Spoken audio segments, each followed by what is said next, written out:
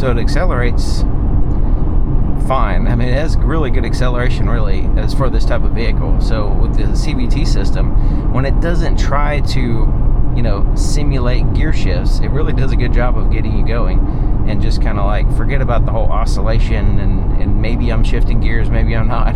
If it just does what a CVT is supposed to do, it really puts you out there in traffic and gets you merging in traffic and highways and stuff. And especially when you really accelerate fast, like I just did. I just pushed it full 100% acceleration, and that's where the engine really comes to life and gives you that full power. It's not like some vehicles where if you push it to the floor, then it's like you're pushing it past its power range, and then it's slower than if you just were to push it a little bit. It's weird, but this one, push it to the floor and that's where you get the full power out of this vehicle.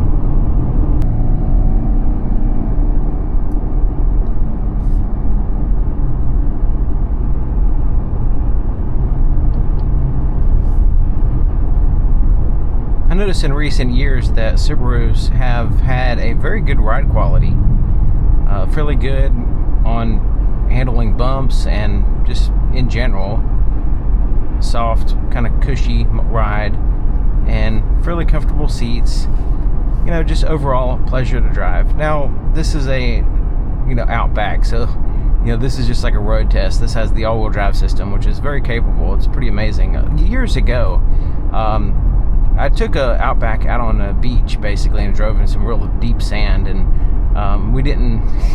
it was just kind of like a spur-of-the-moment thing for a dealership, and it handles really well, as far as, being able to keep going and not bogging down. We didn't put it in X mode, we didn't air down the tires, we didn't do anything. We just, off the highway, onto the beach, and drove around. Because that's basically what the dealership wanted, some video footage of that.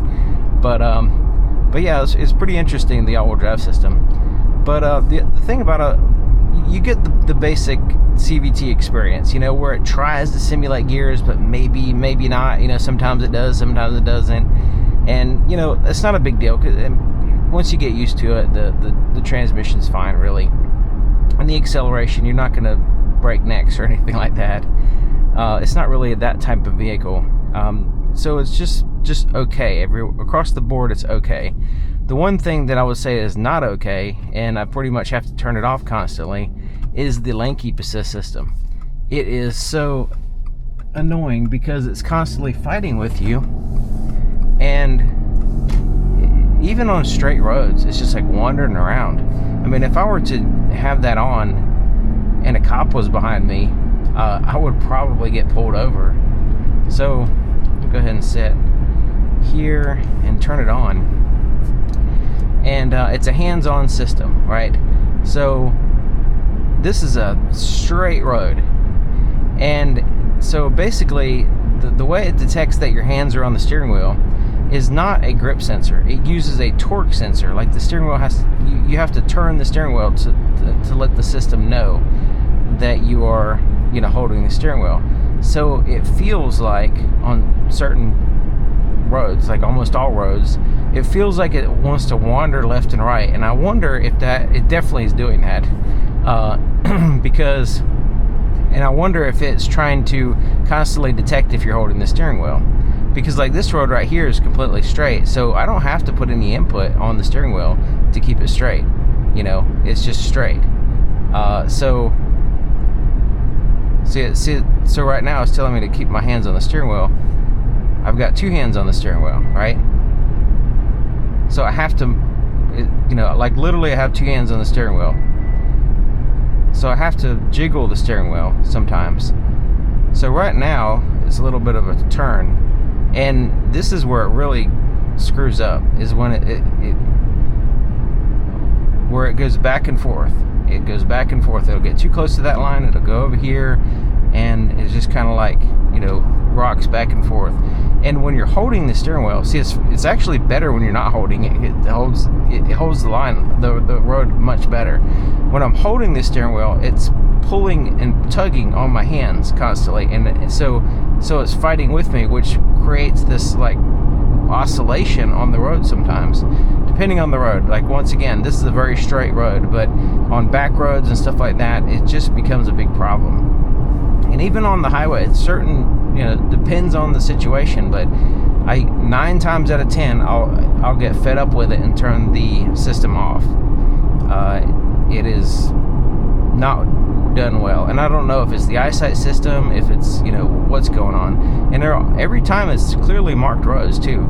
Here we are with another situation where I have 2 hands on the steering wheel, and it's it went away this time, but it's one of those systems where it has a torque sensor. You have to move the steering wheel. So even if you have your hands on, if you don't have to move the steering wheel because you're on a straight road, let's see if it's kind of going back and forth a little bit now.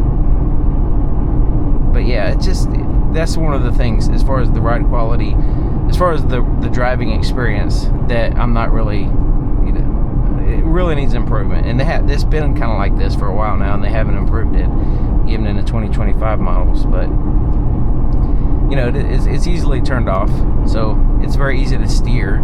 So there's no reason to, if you have to hold the steering wheel anyway, might as well just steer for yourself, right?